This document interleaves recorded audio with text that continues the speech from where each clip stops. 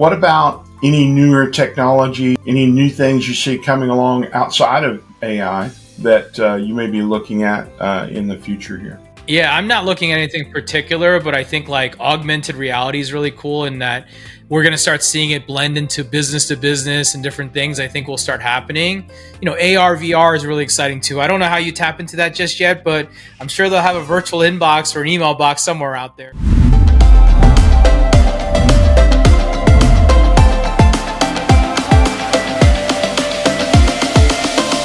Welcome back to Emphasis Tech Talks. I'm your host, David Clausen.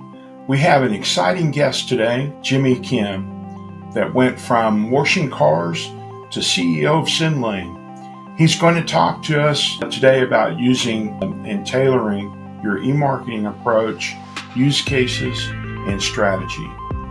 Welcome, Jimmy. Thanks for joining us today. Hey, David. Thanks for having me. So, Jimmy, why don't you tell us a little bit about your journey of going from car washer to now the internet marketing guru? Yeah, absolutely. I'm happy to kind of tell you about my story a bit and tell you how it kind of started. And as you kind of mentioned, we went way back to my car washing days. So I would say that was my first career. I was in the car business. I spent over a decade in that business, starting off washing cars, selling cars, financing them, and eventually running some stores. My internet journey started in 2008 with the last big recession, I guess, depending on what they call this in history. Eventually, I assume right now, the last recession was 2008 at this point. So during that time, I kind of had this pivotal decision that I wanted to go pioneer and learn something new. And I decided to go online, and that's where I started to learn about the internet stuff. And, I learned a lot of different things from how to buy traffic to, what a website is to a landing page and all that fun stuff. But I fell in love with email along the way. And that ultimately was where I started to really peg myself down and started to first build my own email list. And, I used affiliate marketing to kind of drive my first business. And from there, that led me to a retail storefront that became an e-commerce store. And that all led to the journey of where I am today. And in 2017, I started this company called Sendlane that we've been using for 4 years in our business before. So we started the technology in 2013, and we've been building this product where we're taking email marketing, SMS marketing, product review marketing, and we're unifying it under one platform, giving it for focus around an e-commerce merchant. So we're here for the e-commerce merchant. That's typically who our customer is. They're direct-to-consumer businesses, brands like Milk Bar Cookies or Ridge Wallet. There's different companies that are out there that are companies that we work with. They're high-performing, what's the word I'm looking for? High-performing brands that are in the market, essentially. So with that, that's kind of who I am today. Yeah. Awesome. Well, I like that self-made and self-taught kind of aspect. A lot of us in the technology field have had to grow and build our skill sets that way. So I think we can relate. Tell us a little bit about, so where is the technology today and in that marketing space that you're in, and where do you see that changing in the near future here? So what can we look for in the next 3 to 5 years kind of thing? Yeah, we serve a market. We're focused on a very specific market that we go out to the market and play, and that's in this direct-to-consumer space.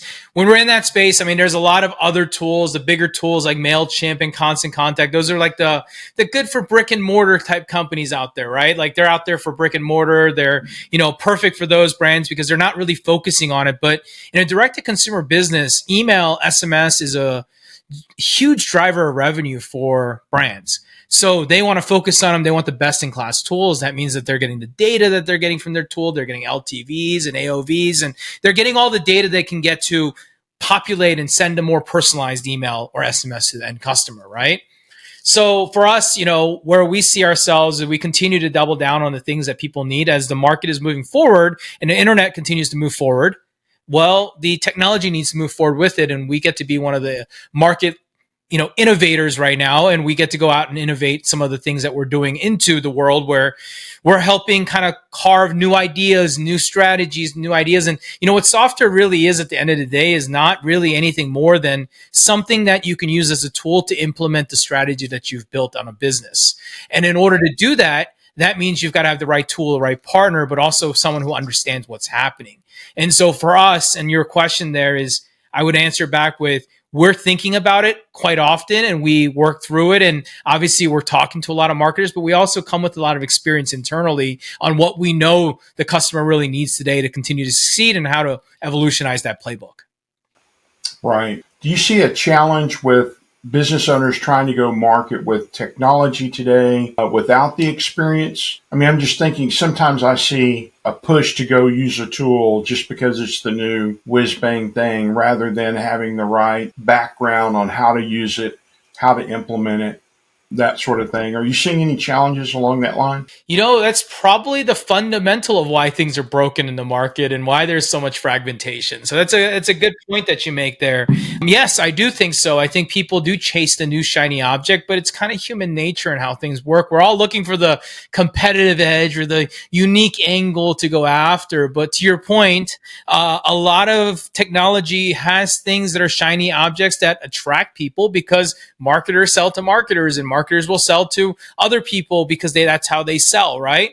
But to your point, yeah, most people end up buying tools that they don't need because they just think that they need it or they don't have a strategic playbook to do it, especially in marketing. Yeah. So, when we talk to our clients, I think what we push for and try to encourage them to look at is finding that balance. So you don't want to ignore the new technologies, but you don't want to risk the farm on the new technologies. And there's a balance between those kind of efforts and then going completely the other direction and, well, not only risking the farm, but also not wanting to take risks. So, if you're going to be, as you said, if you're going to try to lead and be out on that leading edge, and if you're going to try to find that next big thing, then you've got to be able to take some risk as well, right? Yeah, of course, you've got to be able to prove the reason why you're doing it and why they want to be in there, right? Like that's definitely something you should be thinking about is like, it starts with you being able to show the reason why and being able to explain it very clearly and undeniably because you got to get people to pay for it, right? Yeah. And so if you want people to pay for it, it has to actually work. Well, right. It doesn't have to work, but it should work. Yeah. And so being able to capture that data, I would think would be really important. The data that proves that ROI, if you will, right? To show that you have some value in the tools that you're using in the marketing program you put forward. I mean, I know that's not a new concept. I've been doing that for a long time, but sometimes I think with some of the new technologies, there's a tendency sometimes to overlook those kind of fundamental things like that. Yeah, no, 100%. I think people, yeah, they lean too much on this way, if that makes sense, right? There's that side too, where people lean too much on the technology. And I think that's certainly something people think about, but yeah, I mean, really having an effective strategy around anything you're doing in business. I don't think it's just in tools in general, but just in anything in business, when you think about it, is pretty important, right? So yeah, absolutely. Yeah. So let's maybe talk about the data for a minute. Well, or the technologies in general, for that matter. So, are there any stories you might have about some of the real challenges that you have come up against, and maybe how you tackled those and were able to overcome those challenges?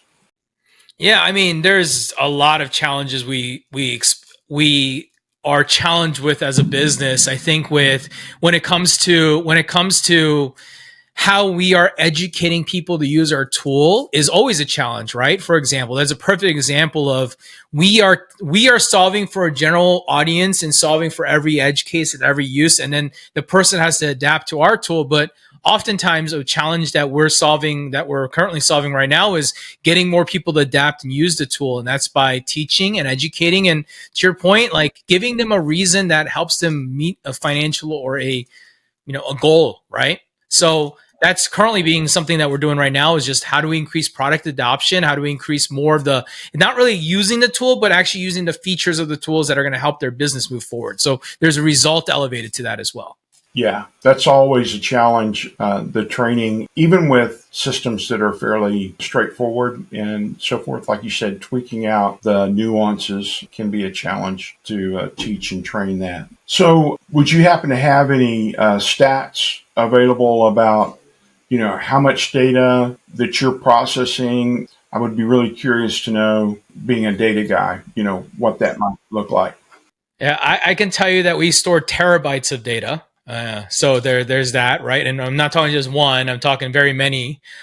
We are bringing in everything from purchase history to every time they're visiting different parts of your website, to every open, every click, every action behavior, and we're storing it in there for the user to be able to tap into this segment and slice your audience out. So as you can understand, if you're working with high volume, high growth brands, they have a lot of website traffic. So every user activity is getting recorded, all those purchase histories. So there's a lot of data that's floating around and always backing up constantly. So what you do with the data, that's strategic to you and how you approach it. But we do collect it and formalize it and get it in a place where you can segment and tap into it to build your audience, to build a personalized experience. Yeah, once you've got the data, then the opportunities are anymore almost endless as to what you could do with that. Slice it and dice it, uh, and derive value from it. So, of course, this is the new age of AI. Are there are any efforts that you have ongoing in trying to capture some of that data and put some AI on top of it and uh, drive some value for your clients that way? Yeah. So yeah, AI is a fancy word for what we call two things called machine learning and then large, LLMs, right? Like bringing them together and using the two. Large language model. I mean, it's the same thing. We've been doing this for years already, right? We've already been doing it, workflow management, audience selections. We have machine learning predictability. I think for us, it's just making more people aware that things are happening in the background. Things can be better optimized. Obviously, in the content world, it's helping people be better with content. So yeah, I mean, we've already been up. We're still exploring. We're still trying to understand what else people want and need. And the reality is, when you work with brands and marketers, you'll understand don't really love the AI side. It helps 10x them, but they don't need it to be successful in what we do today. So that's kind of where we just kind of doing what we do. We're exploring, we're watching, but as everyone's noticed, it's evolving so fast that if you develop in code right now, you might end up being behind anyways because it's moving so fast forward. Sure. Yeah, and your point about the statistical analysis that was already happening. I mean, companies have been doing that for a long time. I know in insurance, so the insurance has been doing statistical analysis forever. So moving forward, I know you guys are going to be looking into that. What about any newer technologies? Any new things you see coming along outside of AI that you may be looking at in the future here? Yeah, I'm not looking at anything particular, but I think like augmented reality is really cool in that we're going to start seeing it blend into business to business and different things I think will start happening. AR, VR is really exciting too. I don't know how you tap into that just yet, but I'm sure they'll have a virtual inbox or an email box somewhere out there that you can tap into. So we continue to watch and see what's going on out there. Yeah, you said of course, you guys are doing a lot in the way of customizing the message to the customer. And you'd have to think that eventually it's going to drive more and more towards that visual aspect. I'm sure that's something you'll be looking out for and we'll be looking for as well. So Jimmy, what about integration? So integration is a big deal for data.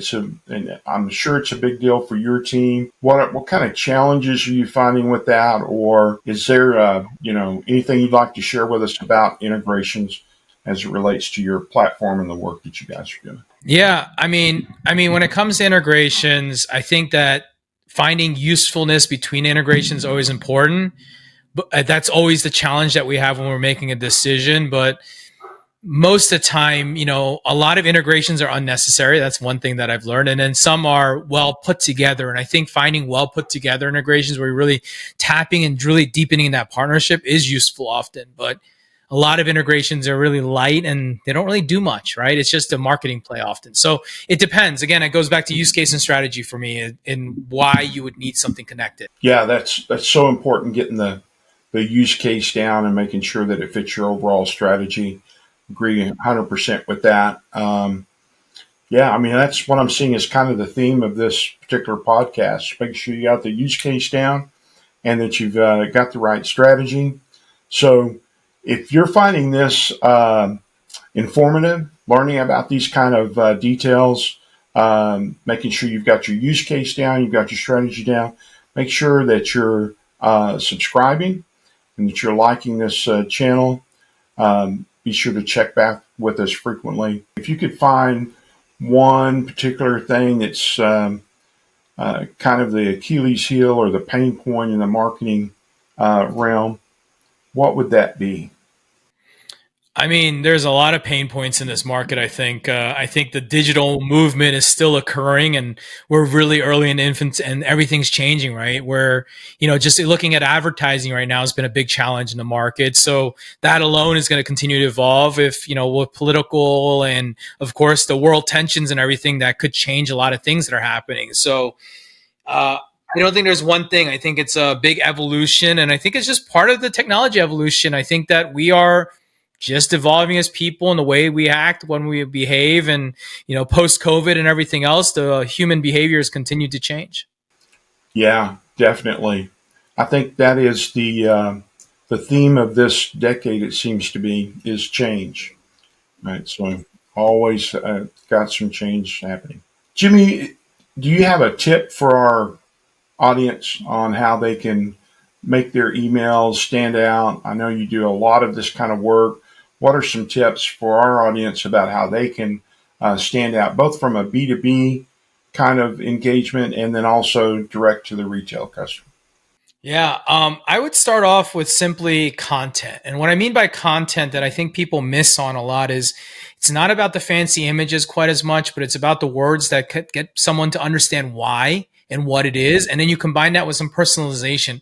I think the world is expecting more of it and more of it than ever, and people aren't giving enough of it. And the brands and the companies that are out there doing more of it, it's going to win, right? And what I mean by this is even if you're in a business to business application, it doesn't have to be boring and dry and corporate. It could be personalized and something that's relatable. And dude, there's so much indication and information in the world, like social media, for example, to be able to embed some of that knowledge into what the person is on and I know you can't do it at scale, but we all know that the old style of like the sales call boiler room thing isn't working as well anymore. And like every industry is feeling that. And there's a reason for that because people don't want to be connected like that anymore. It's changing. The people who are in charge now are the people who are 20 years ago changed, if that makes sense. Like the age group of demographics changed and the way that people want to be sold to has changed. And people aren't seeing that right now in the business market. So personalization is really a driver behind that.